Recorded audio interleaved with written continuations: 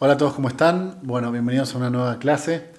Bueno, en esta clase técnicamente inauguramos una nueva unidad del programa porque ustedes recordarán que nosotros invertimos el orden de la unidad uno, después la 3 y después la 2, así que este sería el principio de la segunda donde vamos a hablar sobre estructuras clínicas, ¿sí? Entonces vamos a empezar hablando sobre la histeria. Hoy vamos a hablar un poco de una cuestión teórica, un texto de Freud de 1896 que se llama La etiología de la histeria, y en la próxima clase verán ustedes un caso clínico, que es el caso de la señorita Dora, que es como el caso más conocido sobre la cuestión de la histeria en la obra de Freud, ¿no?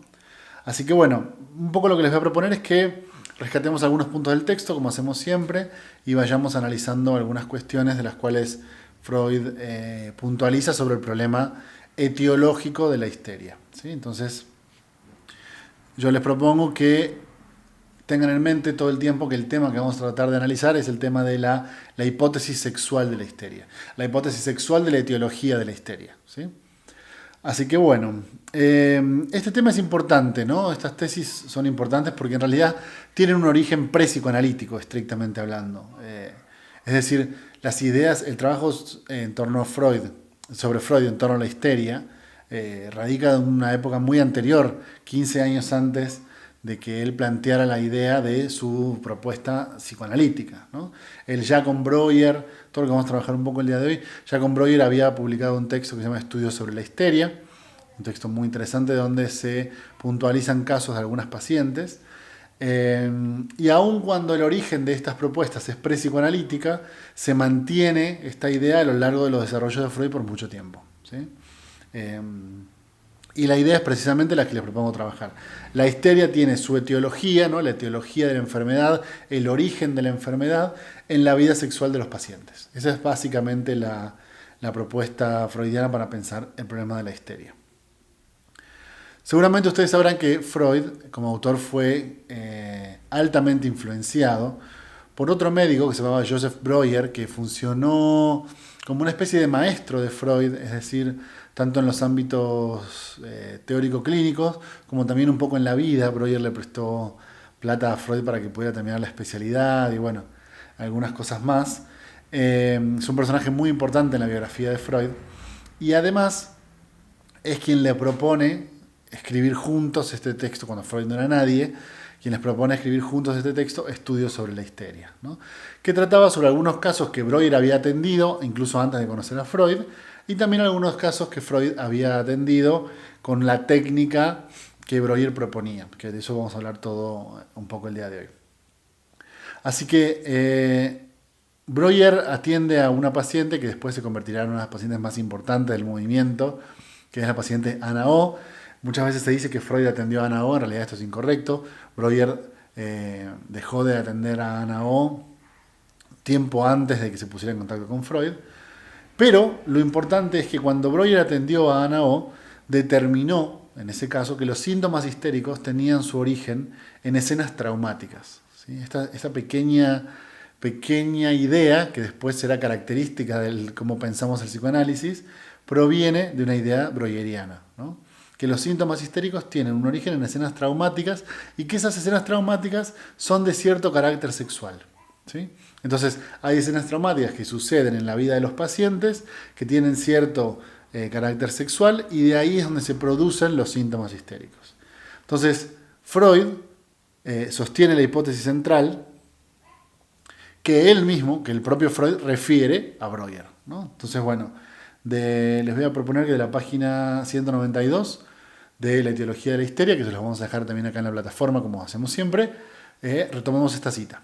Dice Freud: los síntomas de la histeria derivan su determinismo de ciertas vivencias de eficacia traumática que el enfermo ha tenido, ¿no? Ciertas vivencias de eficacia traumática que el enfermo ha tenido, como símbolos mnémicos, ¿no? Como símbolos de memoria, de las cuales ellos son producidos en su vida psíquica, ¿no? Entonces, ¿cuál es la idea? Que la histeria, los síntomas histéricos son símbolos. Es interesante la idea del símbolo porque refiere la necesidad de ser descifrado, ¿no? Son símbolos mnémicos, es decir, de memoria, que remiten de alguna manera a cierta vivencia que tuvo una eficacia traumática, o sea que logró ser traumática. Esta es la propuesta fundamental.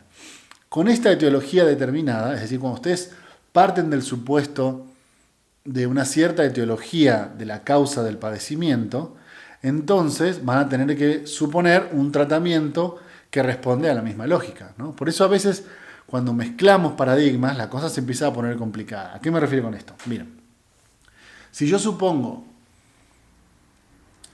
que los síntomas provienen de cierta alteración de la neurotransmisión del cerebro, ¿no? Si yo tengo esa etiología determinada para pensar el origen de los síntomas con los cuales estoy trabajando, entonces obviamente mi tratamiento va a apuntar hacia cierto lugar, es decir, hacia alterar, hacia modificar, hacia restablecer el funcionamiento de esos neurotransmisores, ¿no?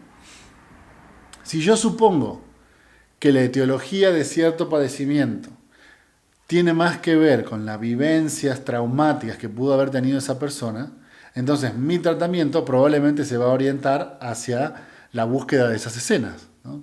Ahora, lo interesante es cuando las cosas se mezclan. Es decir, si yo pienso que los problemas neuróticos surgen de una alteración de la neurotransmisión, ¿para qué la trato con psicoanálisis? O sea, ¿en qué sentido el psicoanálisis va a alterar la neurotransmisión? Y al revés, si yo pienso que la etiología tiene que ver con cierta vivencia traumática que tienen las personas, ¿para qué le voy a dar medicación?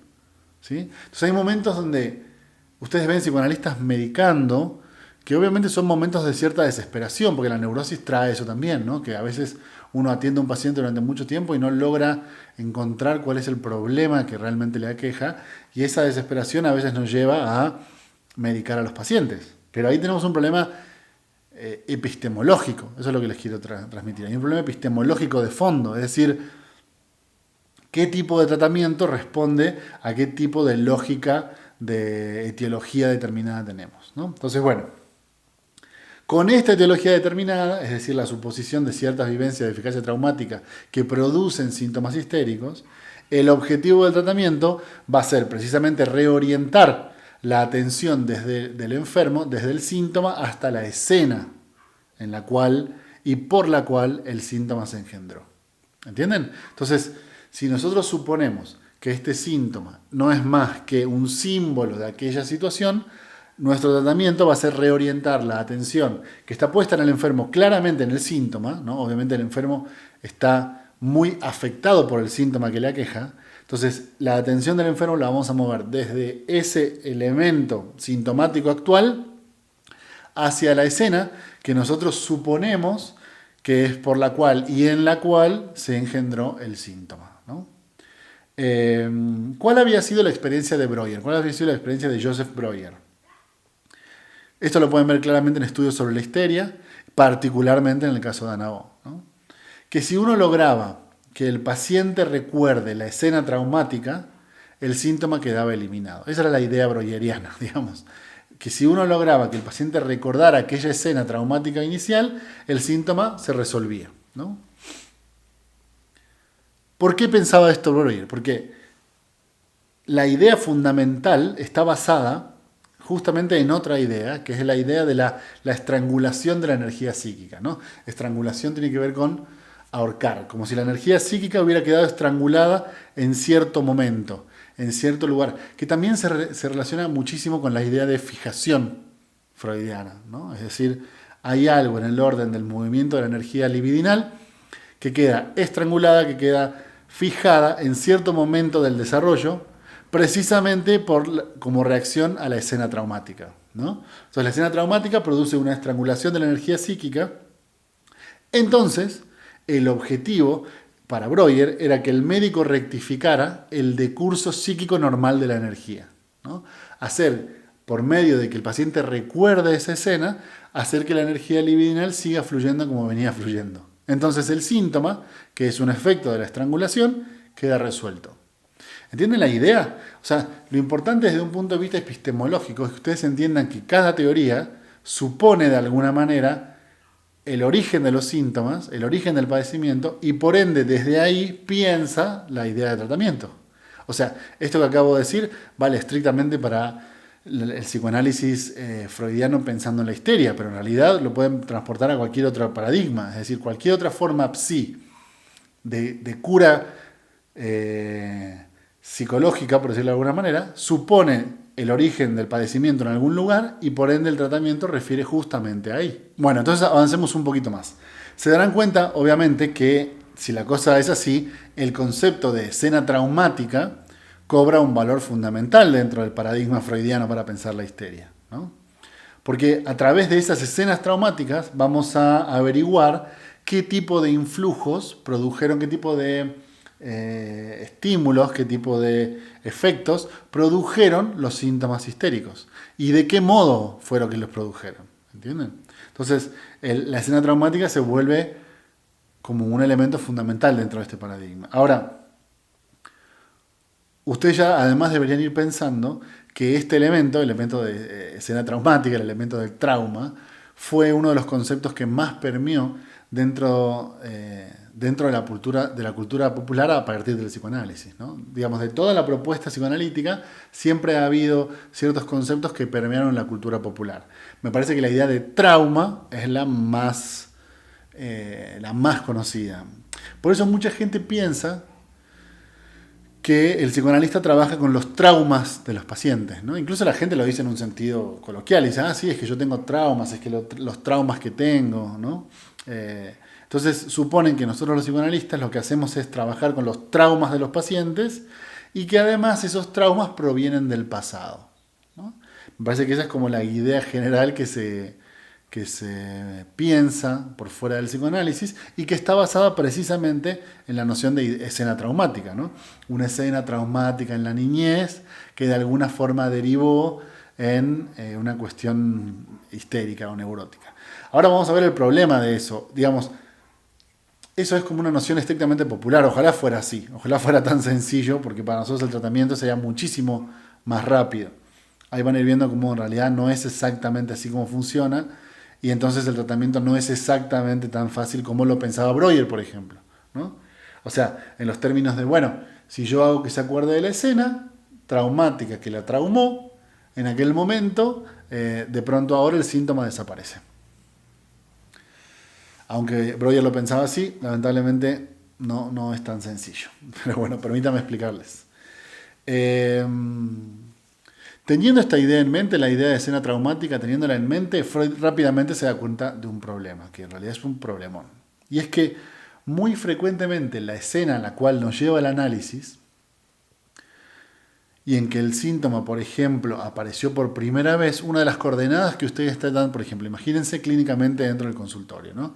Llega el paciente y les cuenta un síntoma, no sé, puede ser desde un síntoma común que ustedes hayan escuchado muchas veces, como no poder dormir, no poder, problemas con la alimentación, comer de más o comer de menos, ciertos dolores, hasta cuestiones sumamente extrañas como inhibiciones rarísimas, como no poder, no sé, no poder dedicarse a lo que se dedicaban, o sea, no poder tocar el piano, no poder bailar, no poder manejar, y cosas después muy, muy específicas propias de cada neurosis en particular, ¿no?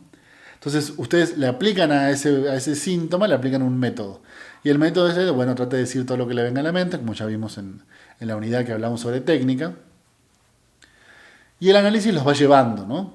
Entonces, dice Freud, el problema es que una de las coordenadas que ustedes pueden preguntarse es, bueno, ¿cuándo apareció el síntoma por primera vez? ¿No?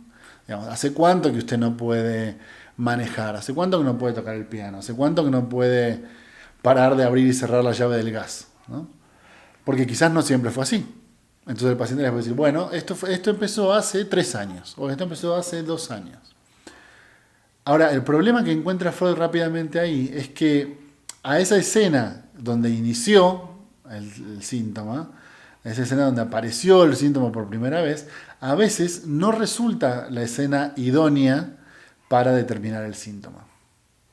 ¿Entienden? O sea que la idea breueriana de que de alguna forma, llevando a la escena traumática se resuelve el problema, no funciona tan así, ¿no?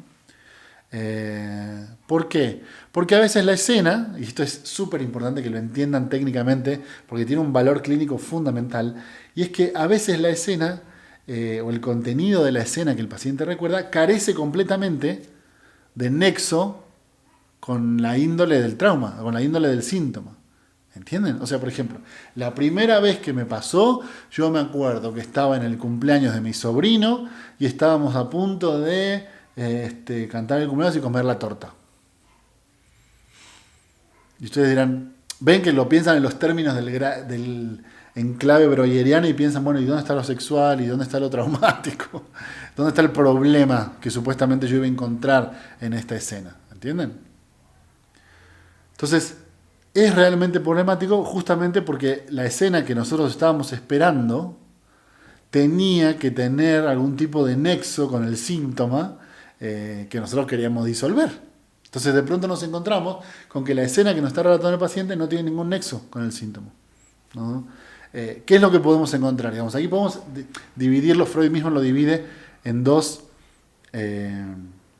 puntos fundamentales. Encontramos una escena traumática que nos puede desconcertar, como les decía, de dos maneras distintas. Una, porque es una escena traumática que parece inofensiva, como por ejemplo estaba en el cumpleaños de mi sobrino. Ustedes se imaginaban algo un poco más violento, ¿no? Una situación como... Y entonces mi papá me pegó. Y de pronto parece que esta escena traumática parece inofensiva. ¿No? Esta escena traumática carece de nexo con la especificidad del síntoma. O sea, piensen que en el sentido breueriano, nosotros siempre tratábamos de identificar la escena traumática con alguna relación específica con este síntoma. Por ejemplo, no sé, si el síntoma era tomar mucho, lo que nosotros esperábamos era la escena de chuparse el dedo. ¿Entienden? Como estas linealidades evidentes que hace la gente cuando habla de psicoanálisis, seguramente lo han escuchado, ¿no? Estas cosas como pueriles, argumentos pueriles en los cuales dicen, claro, como tiene una fijación oral, entonces tiene un problema alimenticio. Como tiene una fijación anal, entonces tiene un problema con el dinero. Este tipo de relaciones que hace la gente, si ustedes se la toman al pie de la letra y piensan que así funciona el psicoanálisis, no van a lograr curar a nadie. ¿Por qué? Porque a veces la escena tan traumática, uno, no es tan traumática y parece inofensiva, o dos, no tiene ninguna especificidad en relación con el síntoma que están tratando de resolver, ¿no? Ahora, ustedes seguramente se estarán pensando en este momento, bueno, perfecto, está claro cuál es el problema. Ahora, ¿cómo lo resolvemos? La propuesta de Freud para resolver este problema consiste en continuar trabajando, o sea, seguir analizando la cadena de flujo asociativo. Una vez que llegaron a esa escena, sigan analizando, ¿no? ¿Por qué? Porque quizás hay más material. Quizás después de la primera escena traumática, que en apariencia no parece relativamente inofensiva o no tiene nada que ver con el síntoma, a veces después de la primera escena traumática se esconde una segunda escena traumática. ¿Entienden? Esto está muy bien desarrollado en un texto que vendrá muchísimos años después en la obra de Freud, pero es una idea que ya se empieza a gestar ahora, que es la idea de los recuerdos encubridores. A veces un recuerdo encubre otros recuerdos, ¿no? Entonces ustedes se acuerdan algo que en la apariencia no tiene absolutamente nada que ver, pero eso viene a la mente y no viene a la mente lo otro, ¿sí? Una segunda escena traumática que quizás explicaría un poquito mejor el origen o la etiología del síntoma histérico. Para mí, que, digamos, si yo tuviera que compartirles dónde creo que viene uno de los puntos clínicos más importantes, es precisamente en este momento, ¿no? O sea, cuando uno recién comienza a atender pacientes, y seguramente ya les pasará, si es que no les pasa todavía, de una forma un poco imaginativa tiende a pensar que con lo que nosotros nos encontramos en el consultorio es que, bueno, tenemos un síntoma, ¿no? El síntoma del paciente. Ahora, escuchamos las asociaciones del paciente sobre el síntoma, encontramos la escena traumática donde el síntoma se generó, recuerda la escena traumática y el síntoma desaparece, ¿no? Yo creo que, por lo menos, así me pasó a mí cuando empecé a atender, justamente por las clases que había tenido. Siempre en los casos que me mostraban funcionaba todo así, ¿no?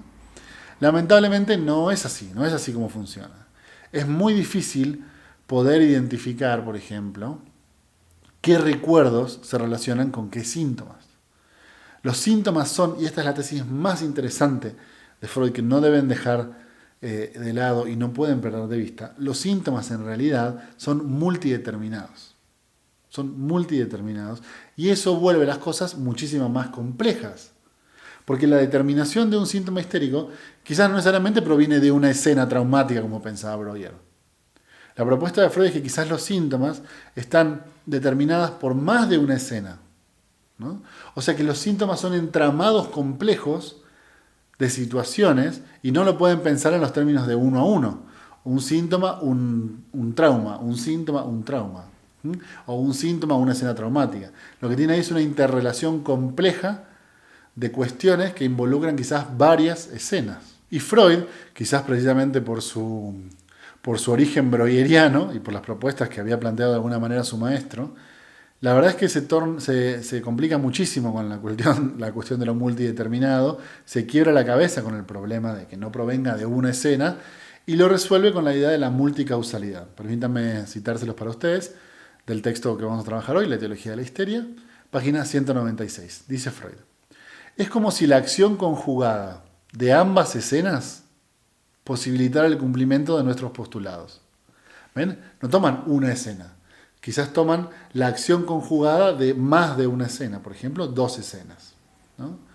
Ahora, la acción conjugada de estas 2 escenas posibilita el cumplimiento del postulado freudiano. Por ejemplo, dice Freud, a saber, la primera proporciona la fuerza traumática por el terror y la otra, por su contenido, el efecto determinador, ¿no? Es decir, quizás justamente el problema de... Supongan que el síntoma tiene que ver con algo terrorífico y ustedes escuchan una escena que en sí misma no tiene nada de terrorífico, justamente como la escena, por ejemplo, del cumpleaños, ¿no? Ustedes pueden pensar que el efecto determinador está dado precisamente por el cumpleaños, pero la fuerza traumática del terror tiene que venir de otro lado, ¿entienden? No hay nada traumático, terrorífico en el hecho de un cumpleaños, a simple vista, ¿no? Por supuesto. Entonces, la respuesta al problema de cuál es el origen, cuál es la etiología de este síntoma histérico, es precisamente la complejidad. Lo que Freud nota rápidamente es que existe siempre una relación, una conexión, una asociación entre recuerdos o representaciones de esos recuerdos. Y este es el elemento que vuelve la clínica algo tan complejo, ¿entienden? No me quiero adelantar, pero ustedes pueden pasar en el mismo tratamiento varias veces por el mismo recuerdo, llegando al recuerdo por lugares distintos. ¿Entienden lo que trato de decir? O sea, que no tienen que pensar, no me quiero adelantar, ahora se los voy a plantear, pero no tienen que pensar la línea asociativa como una línea, es decir, donde un punto va detrás del otro. Sería mucho más interesante que lo pensaran como una red, ¿no? Entonces, si existe una relación, una conexión, una asociación entre recuerdos, o las representaciones de esos recuerdos, tienen que darse cuenta, como yo les decía recién, que funciona como un entretejido, ¿no? Como un tejido, como un suéter. Ustedes analizan su suéter o la camisa que tengan puesta en el momento y verán que en realidad lo que hay están entretejidos los hilos. No es que viene un hilo después del otro, ¿sí? Están todos interconectados. Entonces, Freud propone el término, un término bastante lacaniano, que es el de cadena asociativa, ¿no? Ahora, el problema con la cadena, incluso como metáfora, pensar la metáfora de una cadena, es precisamente que en una cadena, los eslabones de cada cadena, cada eslabón de la cadena, en realidad está asociado con el eslabón anterior y el eslabón siguiente, ¿no? O sea, piensen en una cadena. Acá tiene un eslabón, le ponen otro eslabón, le ponen otro eslabón, le ponen otro eslabón, ¿no? Lo importante es que el eslabón número 1 está asociado con el número 2 y el número 2 está asociado con el número 3, pero no con el número 1. Entonces, cada eslabón se asocia con el anterior y con el siguiente. Esos son nexos asociativos simples, o sea, es un nexo simple, es una conexión simple, como por ejemplo en un collar. Cuando ustedes se ponen un collar o una cadena, ahí ven claramente cómo en el collar cada eslabón se conecta con el anterior y el siguiente.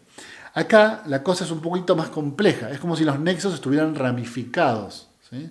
Es como si funcionaran como siendo parte de un árbol genealógico. de donde uno se abre en tres, desde esos tres se abren en tres. ¿Sí? Permítame citarles la idea de Freud de la 196. Dice, la cadena asociativa siempre consta de más de dos eslabones. Las escenas traumáticas no forman nexos simples, como las cuentas de un collar, sino unos nexos ramificados, al modo de un árbol genealógico. Pues a raíz de cada nueva vivencia entran en vigor dos o más vivencias tempranas como recuerdos. ¿Entienden? Entonces, cuando ustedes llegan en la asociación libre del paciente a una escena, quizás de esa escena salen tres cosas distintas. No es que esa escena se relaciona necesariamente con otra. Y ahora lo importante es que una escena que pudo haber sido importante puede nuclear conexiones desde distintos lugares. O sea, puede ser que hablando sobre el padre llegan ahí, pero también hablando sobre el primo llegan ahí, pero también hablando sobre el jefe llegan ahí. Entonces el elemento central es que no tienen que pensar a las cadenas asociativas como un collar de perlas, sino más bien como una red que se va articulando de formas múltiples. Volvemos al problema técnico, ¿entienden por qué es tan complicado ahora clínicamente? Porque en realidad la idea breueriana es una idea imaginativa, que con un trauma resuelven un síntoma, ¿no? O sea que cada síntoma se relaciona con un trauma. Ahora, esto es importante clínicamente, por ejemplo, para cuando los pacientes les digan cosas como, bueno, pero ok, y eso ya lo descubrimos y mi síntoma no se va, ¿no? A veces los pacientes te dicen cosas así como, ya resolví de dónde viene esto, ya entendí de dónde viene esto y el síntoma no se va. No hace falta que se lo expliquen, pero sepan ustedes, o sea, no desesperen, que es que el síntoma no se va porque está multideterminado. O sea, quizás resolvieron una pata del problema, pero faltan otras patas. Por eso les decía que a veces es importante cómo uno pasa 2 o 3 veces por la misma escena, ¿entienden? Por ese mismo momento de ese cumpleaños cuando el padre no llegó. Quizás está armado de diferentes elementos. No lo pierdan de vista, porque si no, el psicoanálisis sería una técnica lineal de resolución de síntomas. Que es un poco, ahora pensándolo, yo no sé mucho sobre eso, pero se los comento porque mis pacientes me los comentan y quizás pueda funcionar como un ejemplo, que es un poco la idea de la biodecodificación. O sea, si a mí me duele cierta parte de mi cuerpo, o tengo un problema en cierta parte de mi cuerpo, o cierta función corporal, eso significa tal y tal y tal. ¿Entienden? Entonces fíjense como ahí claramente lo que opera es que un síntoma en particular tiene que ver con un elemento en particular. ¿Sí? Ahí la relación es lineal. En esta propuesta, en la propuesta freudiana, la cosa nunca funciona como una relación lineal, sino más bien como una especie de entretejido, como un árbol genealógico, donde la etiología es multicausal, ¿no? Sigo un poquito más entonces. Las conclusiones de Freud entonces sobre esta idea de los nexos complejos es sumamente interesante, porque ningún síntoma entonces histérico puede surgir de una única vivencia real, ¿no? Sino que el síntoma es causado por una cooperación entre esta vivencia y el recuerdo de vivencias anteriores. ¿Entienden? Ya se va difuminando muchísimo la idea de voy a descubrir por qué me pasa esto. No hay tal cosa en ese sentido, ¿ven? Porque puede ser que el síntoma esté, o sea, ¿por qué me pasa esto? Puede estar causado por una cooperación entre muchas cosas, entre cosas que pasaron, entre recuerdos de cosas que pasaron, entre fantasías de cosas que no pasaron y un montón de ideas más, ¿no? Entonces, ahora que ya han llegado hasta este punto, se pueden dar cuenta que en realidad es muy relativo afirmar que los síntomas tienen como causa un trauma. O sea, cuando ustedes se adentran un poquito más en la teoría, se dan cuenta que no es cierto que un trauma genere un síntoma. Es más complejo la idea.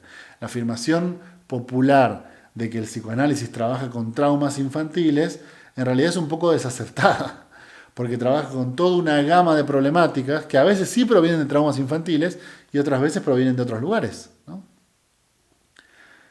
Además, como les decía, la idea de la ramificación pone las cosas mucho más difíciles, porque no es únicamente que un recuerdo lleve a otro recuerdo, ¿no? En el sentido de la cadena tradicional como yo les explicaba. Fíjense, voy a leerlo textual como lo dice Freud. de la 197, por si están siguiendo el texto. Dice: al comienzo, las diversas cadenas de recuerdos presentan hacia atrás unas trayectorias distintas, pero como ya se indicó, están ramificadas. Desde una escena se alcanzan al mismo tiempo dos o más recuerdos. Ahí está, ¿ven? Desde una escena se alcanzan dos o más recuerdos.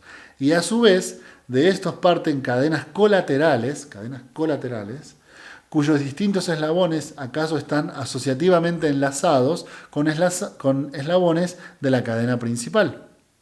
Realmente no viene mal aquí la comparación con el árbol genealógico, ¿no? O, como yo les propongo, la idea de una red. Porque ustedes tienen un eslabón, supongamos que hayan llegado hasta este punto, y lo quieren relacionar con el de arriba, pero se dan cuenta que hacia arriba surgen tres. Y además, dice Freud, hacia los elementos colaterales también surgen otros. Entonces es más bien como una estrella. ¿Entienden? Es más bien como una... un ejemplo muy bueno que usa Freud, no en este texto, pero en otros textos que seguramente ya vimos, es la idea de constelación, ¿no? En realidad, el síntoma funciona básicamente apoyado en una constelación de elementos que le dan su forma. O sea, no lo pueden determinar con un solo elemento.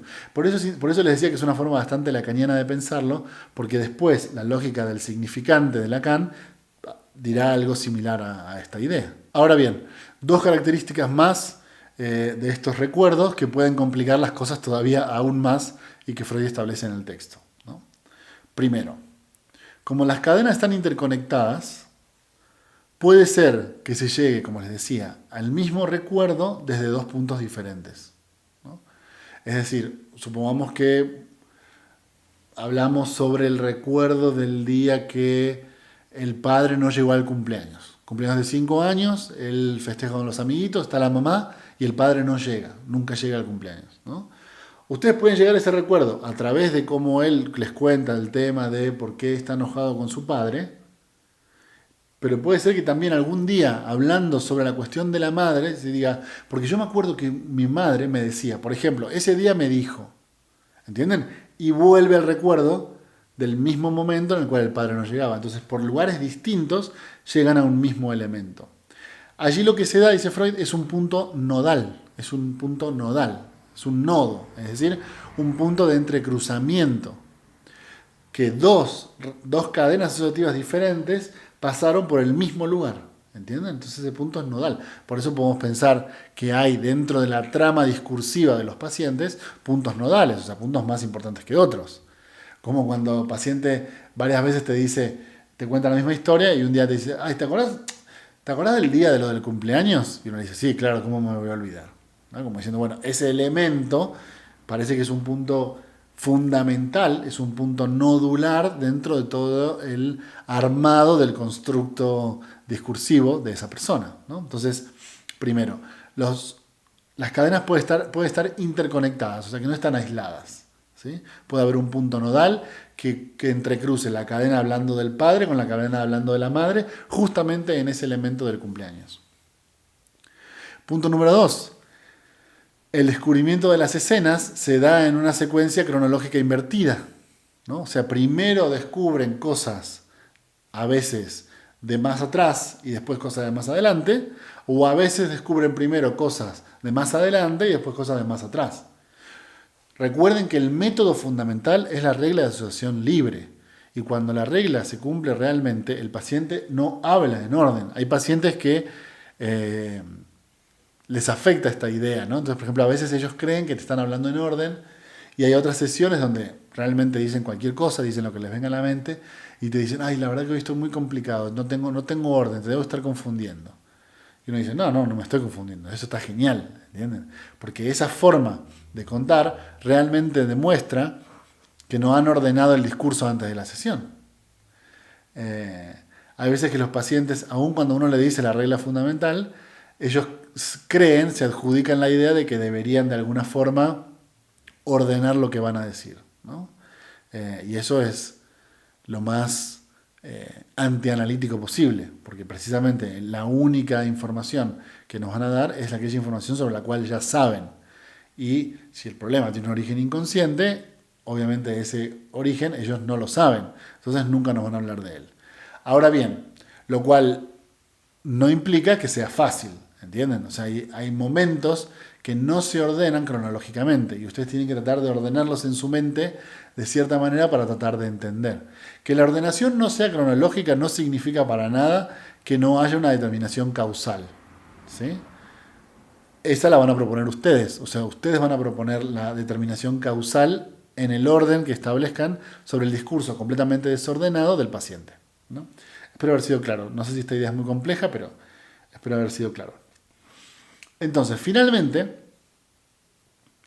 podemos ver cuál es el punto en el cual concluyen todas estas ideas, ¿no? Y es precisamente que no importa el caso o el síntoma del cual uno haya partido, no importa por dónde empiecen. Ven que la gente siempre dice, bueno, ¿y por dónde empiezo? No importa por dónde empiecen, porque infaliblemente, inevitablemente, se va a terminar por llegar al ámbito de esta vivencia, que en la hipótesis de Freud es una vivencia sexual, ¿no? Por donde sea que arranque, esta es una idea muy interesante que decía Lacan. Lacan decía, ustedes pónganse a pensar que hay algo muy loco en el hecho de que ustedes le dicen a la gente que diga cualquier cosa que se le ocurra y terminen hablando de su familia.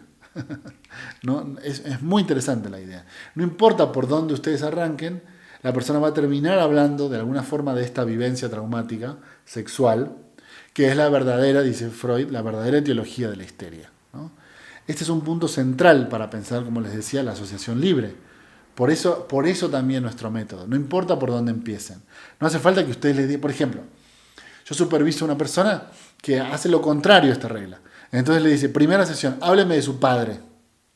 ¿Entienden? Porque supone de alguna manera que la clave está en el padre, en la madre, en los hermanos. Entonces él siente que acorta el camino si en vez de decirle diga cualquier cosa, le dice que vaya por ahí. Son dos formas de decir lo mismo, porque estrictamente hablando no importa por dónde comience el relato. De hecho, le van a dejar que ustedes le van a dejar que comience por donde quiera, ¿no? Diga lo que sea, lo que le venga a la mente, por ahí empezamos. Porque teóricamente ustedes ya saben que indefectiblemente va a llegar al punto donde esperan llegar. Es decir, al origen sexual del síntoma histérico. Es decir, qué tipo de vivencia traumática sexual produjo dentro de esta red de complicaciones, sumándole un montón de elementos colaterales, superiores, de arriba y de abajo, qué entramado produjo el síntoma histérico, ¿no? Y esa creo que es la fuerza del concepto de red en la teoría de Freud, que es que todo llega a todos lados. Esa es la idea, esa es la fuerza del concepto de constelación en Freud, que es que todo lleva a todos lados, ¿no? Todo lleva a cualquier lado, cualquier camino nos va a llevar a donde queremos ir, ¿no? Entonces, analicemos la tesis fuerte de Freud. En la base de todo caso de histeria se encuentran una o varias, ¿no? Más bien, una o varias vivencias de experiencias sexuales prematuras y que son pertenecientes a la tempranísima niñez de los pacientes. Entonces, la fórmula, si ustedes la quisieran reducir para estudiarla en sus elementos más fundamentales, sería que la histeria es igual a infantil más sexual, ¿no? O sea, la histeria es el resultado de una o varias vivencias de experiencia sexual dadas en la temprana niñez. Después, el mismo Freud lo dice, ¿no? Porque como funciona como una red, después van a ser reeditadas en la adolescencia, reeditadas en la adultez. Entonces, todo de alguna forma, si lo piensan bien, esta idea de red también resuelve el problema temporal. No es que hablemos del pasado, porque todo se reactualiza todo el tiempo. ¿Entienden? Como en realidad la vida sexual de los pacientes neuróticos sigue operando igual en la actualidad, sigue siendo infantil. O sea, infantil y actual no son contradictorios, sino que eso se replica todo el tiempo. Entonces, la idea de red, la idea de constelación, también elimina el elemento temporal. Porque el elemento temporal solo se puede pensar cronológicamente en una cadena. ¿Ven? En cuando tienen una red, esa red elimina el hecho de que eso haya pasado antes, o que vaya a pasar después, o que incluso siga pasando. Bueno, espero haber sido claro, espero que les haya quedado una idea sobre la etiología de los síntomas histéricos. Como siempre les vamos a dejar el texto de Freud y la próxima clase van a ver el caso Dora y nosotros seguiremos con neurosis obsesiva. Espero que estén muy bien. Cualquier duda y comentario nos los hacen llegar a través de la plataforma o a través del grupo. Que estén muy bien.